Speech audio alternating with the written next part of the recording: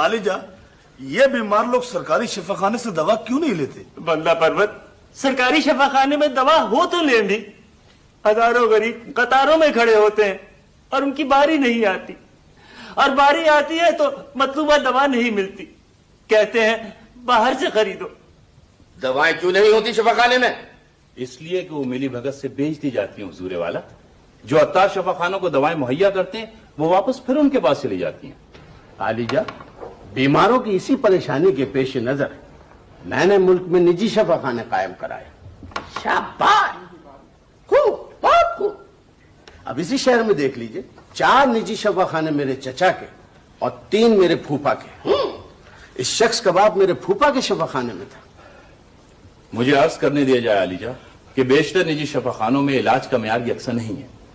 यकीनन कुछ तबीब और जगह खुदा तस भी हैं, लेकिन अक्सर तबीब नब्ज देखने के इतने पैसे लेते हैं कि मरीज की नब्ज टूट जाती है। तो गरीब रया से कहा किसने है कि निजी शफाखानों में इलाज कराएं? तो शानदार कमरे, काबिल मालिज और आला दवाएं सिर्फ अमायदीन सल्तनत के लिए हैं। वजीर मुंतजिम, हमें बेहद अफसोस है कि तुम अमायदीन सल्तनत और आम रियाया का फर्क अभी तक नहीं समझ सके। मगर सेहत को सनत का दर्जा नहीं देना चाहिए आलिजा। हमारे दीन सल्तनत और सरकारी अहलकारों को अगर आराम भी करना हो तो वो सरकारी खर्च पर इन आला दर्जे के निजी शफाखानों में दाखिल हो जाते हैं।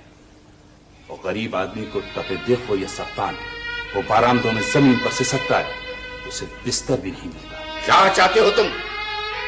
सारा खजाना हम रियाया की सेहत पर खर्च कर दें? आलिजा, रियाया की सेहत के लिए सालाना रकम बहुत कम है। इससे ज्यादा खर्च तो महल की कंदीलें जलाने पे होता है और गरीबों की जिंदगियों के चिराग बुझ जाते हैं।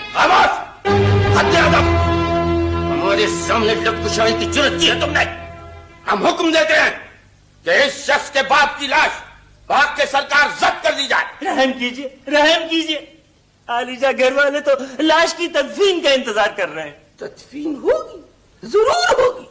दफन करने के लिए तुम्हारे घर वालों को तुम्हारी लाश मुहैया की जाएगी। नहीं, ये जुल्म है आलिजा, ये जुल्म है, ये जुल्म है। ले जाओ इसे।